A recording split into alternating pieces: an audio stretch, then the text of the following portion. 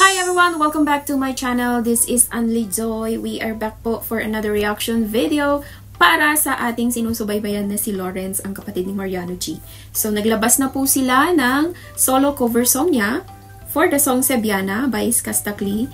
At excited po akong mapanood kung paano niya po ito maitatawid. Maitatawid kasi 'di ba baguhan lang siya at doon sa 2 videos na napanood natin, kitang-kita na talagang mahiyain po talaga ang personality ni Lawrence. Kasi wala nga naman siyang experience sa vlogging. So nag-start pa lang siya kaya nakaka-excite na mapanood kung paano siya mag-grow, no? Sa mga hindi pa po subscriber ng aking channel, ang Anli Joy TV, please consider subscribing po and don't forget to hit the notification button para ma-update po kayo every time na may mga bago po tayong upload.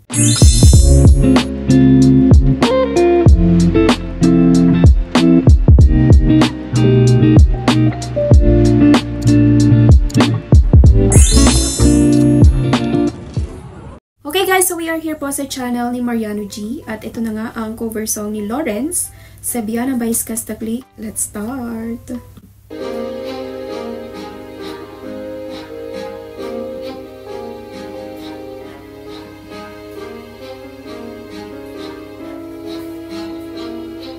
Kapag naalala ko ang mga araw na magkasama tayong dalawa. Parang boses ni Mariano talaga eh, no? Doon pa lang sa intro, kitang-kita sa mga mata niya na talagang mahiyain pa siya. Hindi pa niya nade-develop yung confidence niya, kumbaga. Pero, naiintindihan ko naman kasi, syempre, mahirap naman kumarap sa camera na hindi ka talaga sanay, di ba? Iti at luha sa ating mga mata. Ganun na pala tayo dati kasi yung tipong kapag tayo'y nagkatitigan, magingiti ang para bang naibang. Magingay kahit sobrang tahimik ng kapaligiran. Kahit may nagre-reklamo ay wala tayong pakialam. Pero ano siya? Magaling talaga siyang kumanta. Meron siyang boses. Kailangan niya lang i-develop yung personality niya. Kasi, kita sa mga mata niya, no? Ano to ha? Don't get me wrong po. Gusto ko po na mag-succeed si Lawrence in terms of vlogging. Masundan niya yung yapak ng kanyang kuya. Pero sana mas ma-develop pa. Gusto ko makita sa kanya na talagang umangat yung confidence niya. Kita kasi sa mata niya yung pagiging mahiyain niya, hindi pa siya sanay, gano'n. Pero, gradually, for sure yan, i-develop niya yan. Mga initial comments lang natin sa kanya, masarap itong balikan kapag talagang fully developed na, nag-matured na siya, sanay na siyang humarap sa camera, tapos babalikan natin itong mga naunang videos niya. Maganda yun. nandun ka pa, laging pumupunta. Di nasan, may surpresa ka lagi nila. Ang saya-saya, ayoko lang pahalata. Kasi okay lang naman ako basta makasama ka. Kaso lang Grabe, no? Style ni Mariano talaga eh, no? Talagang magkapatid sila. wala na, pero alam ko na masaya ka na. Sa mundo ko wala na makakagawa, More emotions sana, no? Kaya salamat sa pag-ibig mo. Pag-ibig mo lagi kang nasa puso't isip ko. Isip ko at tinahamin ko na nami-miss kita. Na nami-miss kita. Sa'kin ikaw pa rin ang baby ko. Grabe yung song na to eh, no? Zainab and Niskasta nung mga pandemic era. Ito yung kaingayan ng song na to eh. Baby ko, kahit wala ka na sa piling ko, piling ko pangakong ipagdarasal pa rin kita. Ipagdarasal pa rin kita. Kasi di ko na matiis lang. Galing niya eh, no? Yung boses niya, yung timbre ng boses niya para talagang si Mariano. Kung meron siguro siyang role model, eh, talagang yung kuya niya. Kasi sino pa nga ba? Ba't pa siya lalayo, diba? Bakit sila marunong kumanta? Kanino ba sila nagmana? Comment down below nga po kung meron ba kayong background or magaling din bang kumanta yung parents nila? Kasi ang swerte nila eh, no? Dahan-dahan kitang nami-miss love. Ilang beses man nilang aliwin, ikaw at ikaw pa rin ang gusto kong kinikis love. Di po mapayag na di kita kasama. Kung magkayakap daig pang mag-asawa na Yung mata niya guys, parang nakukulangan lang ako sa emotion. Pero sa boses niya okay na eh. Pero sabi ko nga, matututunan niya yan. kalalay sa anumang bagay mo. Wala man ako sa sarili, laging nandyan ka.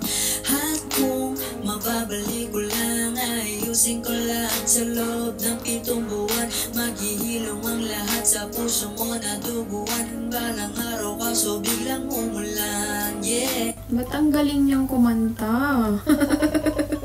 Nakakatuwa. Dahil nga wala ka na, pero alam ko na masaya ka na. Sa mundo ko wala na makakagawa, makakatumbas sa iyong napadama. Alam ko naman kasalanan ko. Ganyan din yung style ni Mariano nung bata-bata pa siya no. Ngayon kasi si Mariano merong ano na siya kumbaga makikita mo na yung emotions niya, yung character niya. Iyan, ang i-develop pa ni Lawrence. O sinayang ko, malabo ng pagbigyan mo, malabo ng pagbuksan mo. Kahit ano pang paghirapan ko, paano kung ayaw mo? Anong magagawa ko? Anong magagawa ko? Mas okay siguro na habang hinahasa yung ma-develop yung confidence niya, yung self-esteem niya, mas maganda na isabay muna siya sa paggawa ng mga cover kay Mariano. Masyado pang hilaw. Kumbaga, nakadalawang song pa lang silang magkapatid, diba? Yan pangatlo to, sinalang na nila na solo. Nakukulangan ako sa emotion niya, nakukulangan ako sa character niya, hindi ko siya ma-feel, diba? Mas gusto kong makita na may kasama muna siya.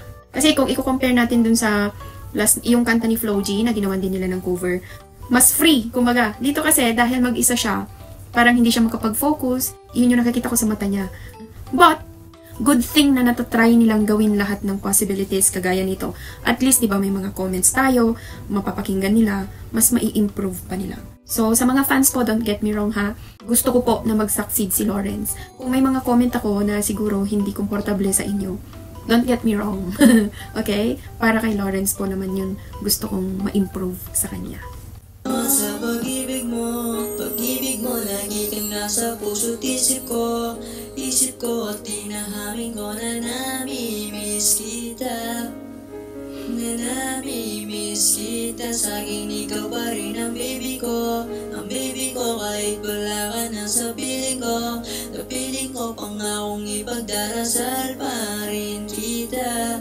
You know, yung message ng song, tapos yung emotion, yung focus ng mata niya, pakiramdam ko parang hindi nagko-connect. Siguro dahil nahihiya siya, hindi siya komportable na siya lang yung nakikita sa camera, siya lang yung kinukuhanan ng video. More practice pa, more covers pa na may kasama siya. Huwag mo nang solo kasi hindi pa siya komportable. Yun yung nakikita ko lang. Kaya salamat sa pag-ibig mo lagi kang nasa puso't isip ko at tinahamin ko na namimiss kita. Boses si Mariano G yung second voice. Ikaw pa rin ang baby ko kahit wala ka na sa piling ko pang... Yung boses ni Lawrence, parang pinabatang Mariano.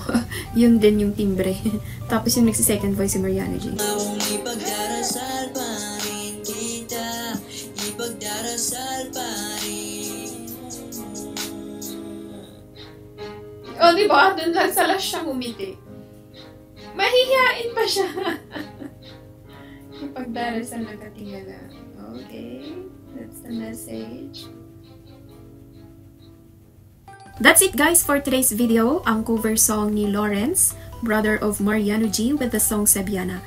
Ulitin ko lang, sa team sana nila Cindy ni Mardy, mas maganda na isalang pa nila ng mas marami pang practice, more cover songs para mas ma-develop pa si Lawrence. Yung may kasama muna siya kasi too early na mag-solo siya eh. Pero sabi ko nga, maganda rin na ginawa nila ito para at least tayong mga nakasupport sa kanila, makukomment natin kung ano pa yung kulang or kung ano pa yung sa tingin natin na mas ma-improve pa niya.